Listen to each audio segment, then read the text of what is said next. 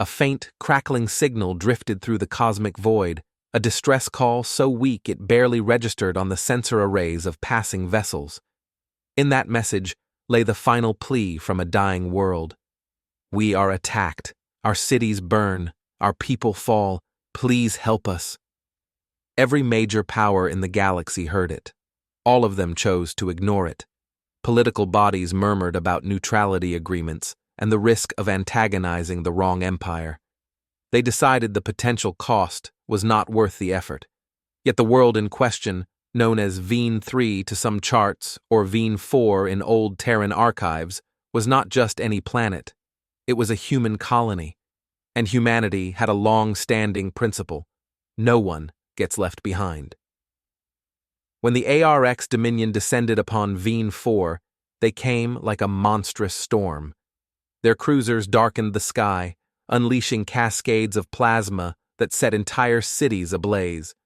Their ground legions marched through streets that still smoldered from orbital bombardment, disposing of anyone they deemed inconvenient to their victory. Meanwhile, the wider galaxy watched in near silence. The assembly of advanced species, the ones who prided themselves on civilization and progress, muttered about non-intervention. They drew lines in the star maps, rationalizing that Veen 4 held no strategic significance. To them, it was just another minor colony, a blip in the cosmic ledger. But to humanity, it was home. When the Terran distress beacon finally lit up the right channels, it wasn't a request, it was a promise. We're on our way. And so the fleet appeared out of hyperspace in a disciplined wedge formation. 500 warships, defying every assumption the galaxy had about human military capabilities. The flagship, TSV Indomitable, dwarfed many known battleships. Its forward hull bristled with rail cannons and missile pods so large they might have been mistaken for orbital stations. Commanding that flagship was Admiral Elias Vance, a figure whose reputation was whispered about in the corridors of Terran space. He gave the order without hesitation. In a measured, unyielding tone, he said, "Commence orbital strike. Make them feel the fear they have sown." The bombardment that followed lit the skies over Veen 4 with a fury unseen in decades. Gargantuan metal slugs, propelled by magnetic accelerators, crashed into the ARX capital ships, turning even the heaviest Dominion armor into shreds of glowing metal. Smaller human corvettes darted between the chaos, harassing the flanks and punching at weak points with surgical precision. Meanwhile, drop pods rained from orbit like blazing comets. Encased inside were Terran infantry in advanced exo-battlesuits. At first glance, these suits looked cumbersome, but the design melded brute strength hydraulics with the agility of a seasoned soldier. The ARX troopers had expected slow, clunky foot soldiers. Instead, they faced unstoppable squads moving faster than anything they'd encountered. The humans advanced relentlessly across the battlefield, capturing ruined streets and battered strongholds with frightening efficiency. For all their pomp and might, the ARX were woefully unprepared. Humanity had spent generations perfecting warfare among their own fractious nations, forging a dogged resilience that most alien species found baffling. Where others sought peace through intimidation, humans learned to survive every possible brand of chaos. They turned that brutal expertise onto the ARX, and the results were overwhelming. Back on the Indomitable, Admiral Vance surveyed the collapsing Dominion ranks through tactical readouts. ARX capital ships blinked out one by one, either destroyed outright or ruptured from within by boarding teams. Their flagship made a desperate attempt to retreat, but human vessels flanked it, blocking every path of escape. Yet Vance did not revel in triumph. His expression was cold, almost impassive, as debris from burning ARX warships reflected on the ship's viewports. Victory always came at a price. Entire neighborhoods on Veen 4 were reduced to ash. Thousands of colonists would never see another dawn. The Admiral's fists tightened at his sides, aware that while they had saved countless survivors, They had come perilously close to arriving too late. A short time later, once the planet was secure, his voice echoed on every functioning comm in the ravaged settlements. "This is Admiral Elias Vance of the Terran Defense Fleet. Veen 4 is free once more. To its people, you have bled, and you have survived. To those who would harm our kin, understand this. You believed we would not come. Now, you see how wrong you were." That day, the galaxy learned, if you strike a human colony, you do so at your peril. And as the ARX survivors limped away, a single thought haunted them, that this was only the beginning of what humanity could unleash when cornered. Word of the victory on Veen 4 spread through the galaxy faster than any dreadnought could travel. News reports, eyewitness accounts, and hastily relayed battlefield recordings converged on the power centers of every star-faring species. And in those grand halls, where once languid diplomats debated shipping rights and border disputes, anxiety now began to fester. No one had expected humanity to turn such fury on the ARX Dominion. The Dominion, after all, was infamous for steamrolling weaker civilizations, subjugating them before the rest of the galaxy could even schedule an emergency council session. Yet on Veen 4, they had encountered something altogether different, an adversary that struck with lethal coordination and unstoppable resolve. Within days, delegates from various major powers converged at the sprawling Galactic Council complex. What was once a gleaming arena of pomp and showmanship quickly turned into a crucible of hushed paranoia. Holographic projections of the battle over Veen 4 filled marble-floored chambers, looping video of Terran warships obliterating ARX vessels again and again. Whispered phrases like unprecedented Terran firepower and uncharted military buildup ricocheted between ambassadors. At one of the ornate, crescent-shaped conference tables, the Zephori Chancellor and the Grain Republic envoy exchanged uneasy glances while reviewing the casualty reports. The ARX losses were staggering. Entire battle groups reduced to scrap, ground forces completely overrun, and the Dominion flagship forced to retreat, a near impossibility for an empire that prided itself on never conceding an inch. Most council members found themselves torn between relief and apprehension. Relief because, despite the Dominion's infamous brutality, it was almost comforting to know someone could humble them so decisively. But apprehension, too, because it meant the humans possessed military secrets that no one had anticipated. How long had humanity been quietly arming themselves? What else were they hiding? Even in the disquiet, some voices urged caution. "We must not provoke the Terrans," argued Councillor Dalth from the Averin Collective, a species known for their meticulous approach to diplomacy. If they can rout the Dominion over a single colony, imagine what they could do if cornered. Meanwhile, on the Dominion's homeworld of Zorath, outrage and shame fueled a dangerous fire in the corridors of power. Surviving officers from the Veen 4 operation offered their official reports. Their words ignited the entire Dominion structure into war frenzy. "They fight with unrelenting savagery," said one ARX commander, voice trembling with pent-up rage. "They are unpredictable. We thought them scattered, inept. We were so very wrong." In the Dominion's colossal war assembly hall, lined with columns carved into bestial shapes, high-ranking warlords convened. As they spoke, their voices rumbled like storm clouds. Someone demanded an immediate retaliation. "We will purge them, show them the futility of their defiance." Others advocated a more measured response, but the concept of subtlety rarely found fertile ground among the ARX. Pride and hunger for conquest overwhelmed any fleeting notion of caution. A single statement, however, cast a shadow across the entire meeting. "If the Terrans did this in defense of one colony," said a silver-plated warlord, "what will they do if we attack the very cradle of their species?" That sobering thought clung to every mind.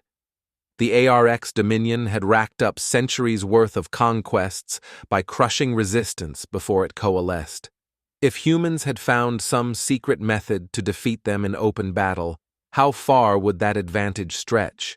And more importantly, how long would it take the Terrans to unveil yet more weapons born from their warring heritage? Back on Veen 4, the wreckage still burned.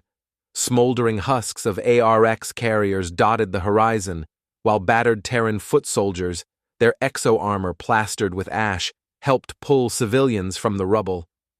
Admiral Elias Vance could be found pacing through the remains of a collapsed Capitol tower, directing recovery efforts alongside the survivors. Every so often, he'd pause to kneel beside a wounded colonist or help shift debris from a blocked pathway. The empathy in his eyes revealed why he had launched such a staggering counterattack in the first place. "You came," whispered a young mother holding her child.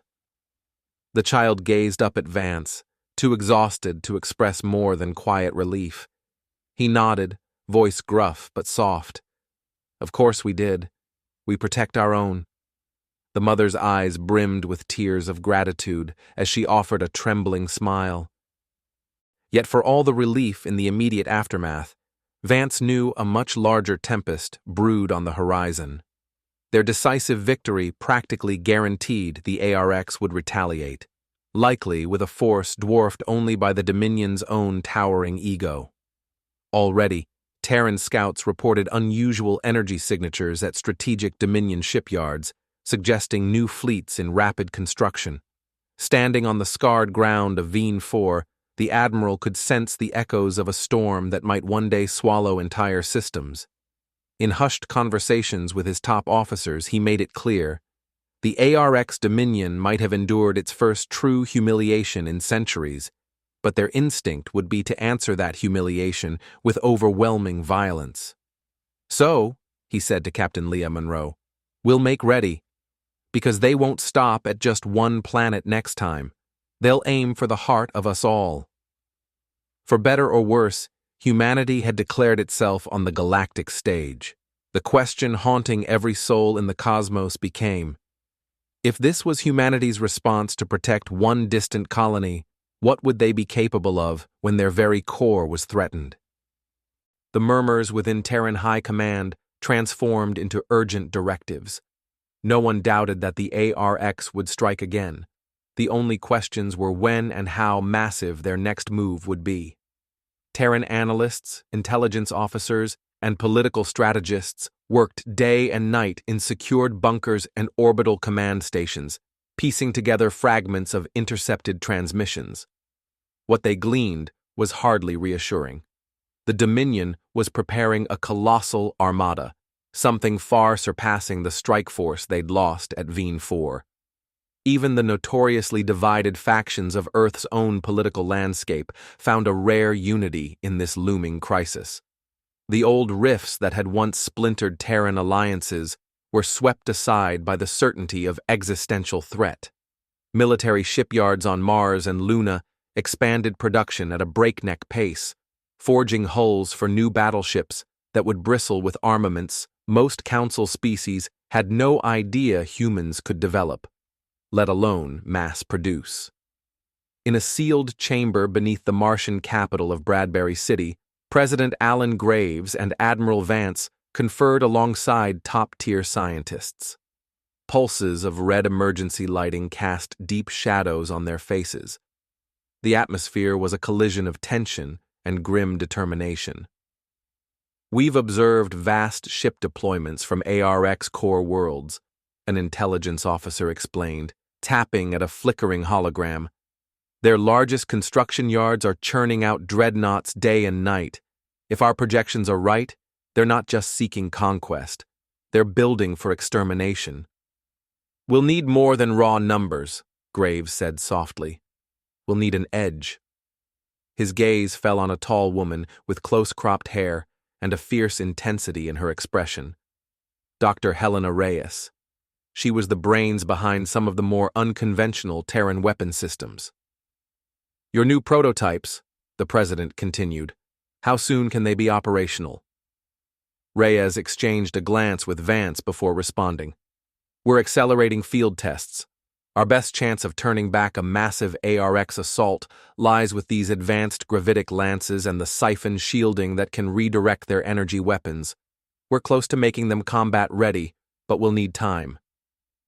It's time we might not have, Vance interjected. The Dominion thrives on swift, crushing retaliation.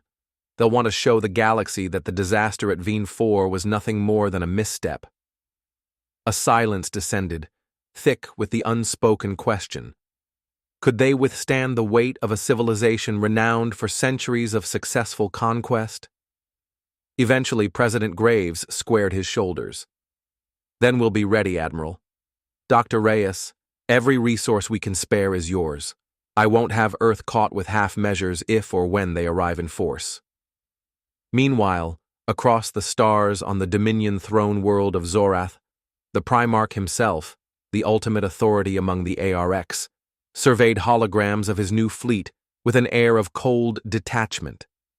Towers of bronze-like architecture surrounded him, their massive columns etched with scenes of the Dominion's past triumphs.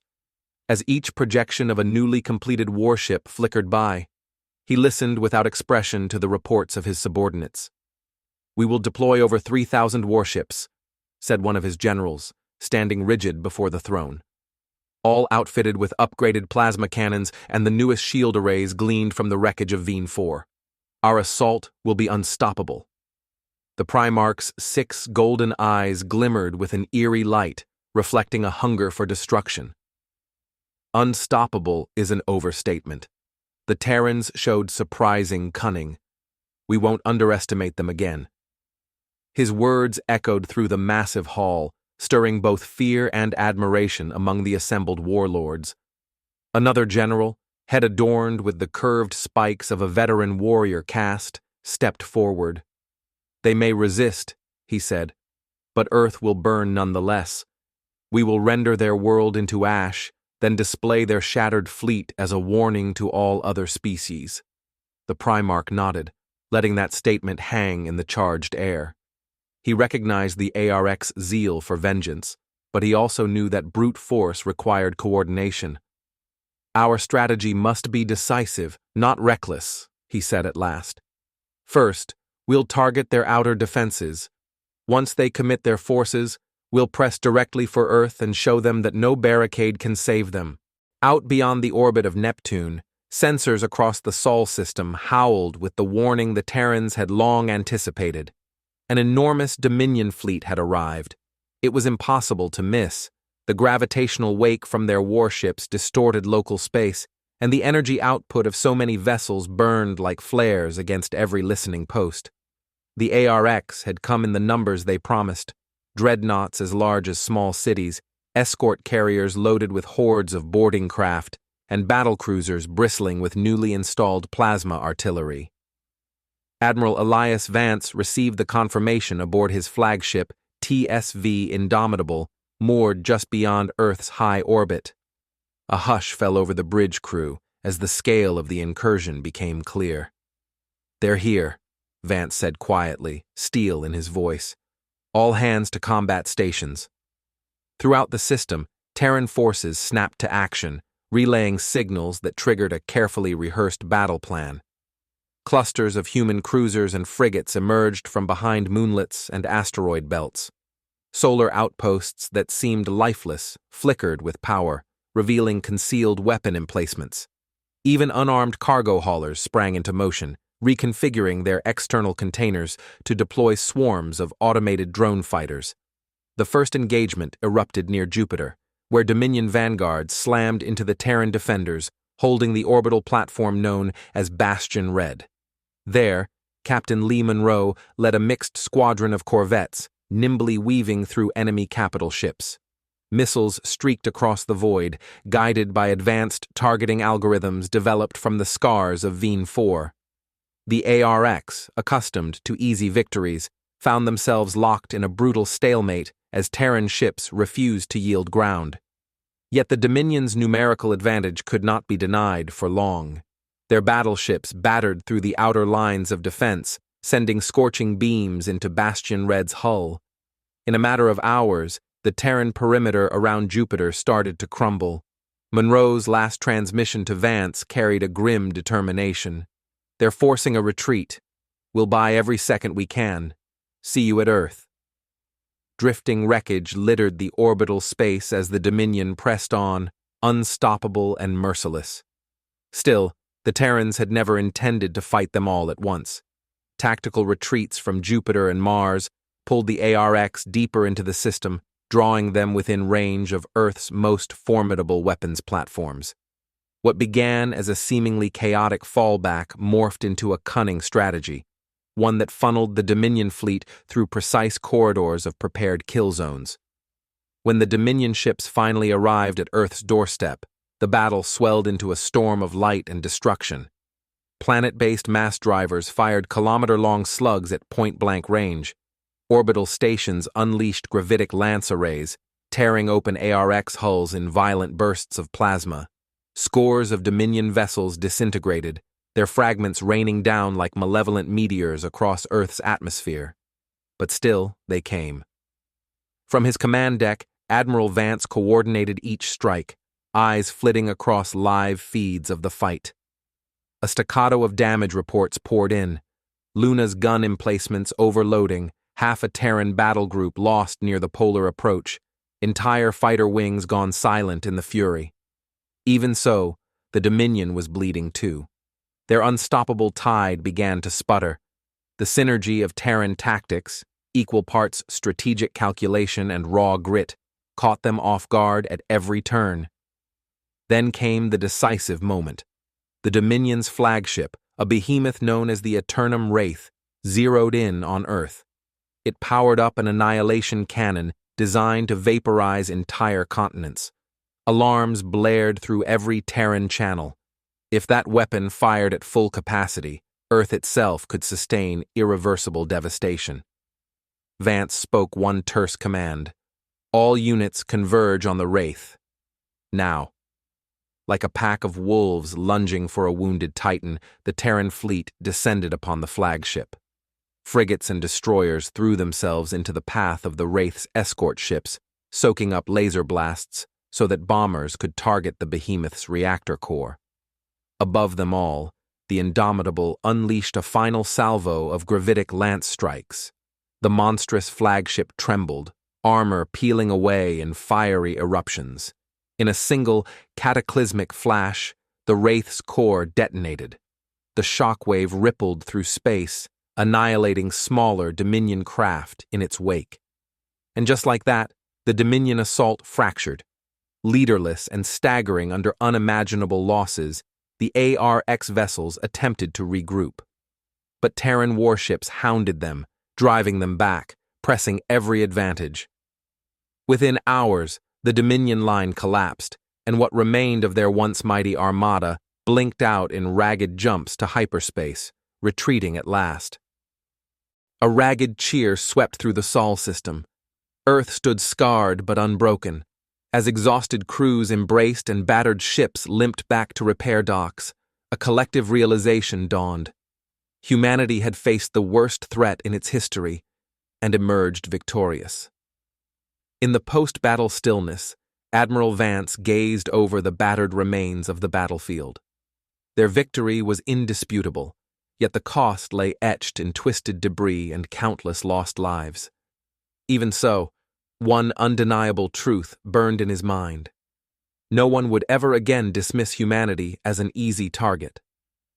For while the ARX Dominion might still exist somewhere among the stars, they would think long and hard before challenging a species whose resolve had become legend among the cosmos.